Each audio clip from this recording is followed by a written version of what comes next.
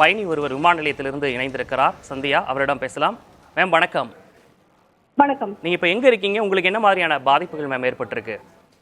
நான் இப்போ டெல்லி T3ல இருக்கேங்க. சென்னைக்கு எனக்கு விஸ்தாரா 5:50க்கு ஒரு ஃப்ளைட் இருக்கு. நான் செக்இன் பண்ணும்போது ஃப்ளைட் எதுவும் டிலே இல்லைன்னு தான் சொன்னாங்க. சில செக்டர்ல மட்டும் ஃப்ளைட் டிலேஸ் ஆயிருக்கு. லைக் ஃபார் எக்ஸாம்பிள் மும்பை, மற்றபடி வெஸ்டர்ன் அண்ட் நார்த்தன் சைடில் கொஞ்சம் ஃப்ளைட் டிலேஸ் இருக்கு. இங்கே போர்ட்லேயுமே நிறைய இண்டிகோ அண்ட் அதர் ஃப்ளைட்ஸ் வந்து டிலே காமிக்குது. ஸோ செக்இன் எனக்கு பிரச்சனை இல்லை. ஆனால் போர்டிங் பாஸ் எடுக்கும்போது அதில் கேட் நம்பர் மென்ஷன் பண்ணல. உள்ளே வந்துட்டு நீங்கள் செக் பண்ணிக்கோங்க அப்படின்னு சொன்னாங்க. ஸோ நான் இப்போ உள்ளே செக்இன் பண்ணி செக்யூரிட்டி செக் முடிச்சுட்டு இன்ஃபர்மேஷனுக்காக எந்த கேட்டுன்ற இன்ஃபர்மேஷனுக்காக வெயிட் பண்ணிட்டு இருக்கேன்.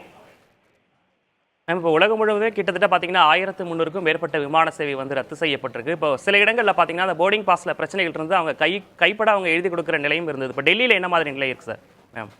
நான் இப்போ இருக்க T3ல நான் அந்த மாதிரி எதுவும் பார்க்கல. ஏன்னா எங்களுக்கு பிரிண்டட் போர்டிங் பாஸ் தான் கொடுத்தாங்க. இன்ஃபேக்ட் என்னோட லக்கேஜ் செக்இன் பண்ணும்போது கூட டேக்ஸ் எல்லாம் பிரிண்டட் தான் இருந்தது.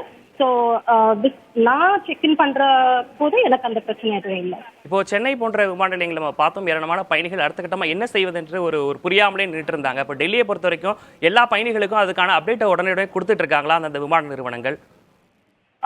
இங்க வந்து ஆக்சுவலா இது வரைக்கும் நான் ஒரு லாஸ்ட் ஒரு 20 to 30 மினிட்ஸ் நான் இங்க உள்ள இருக்கேன். இது வரைக்கும் ஒரே ஒரு அனௌன்ஸ்மெண்ட் மட்டும் வந்தது, இண்டிகோல இருந்து ஒரு ஃபிளைட் கேன்சல் ஆயிருக்குன்னு சொல்லிட்டு.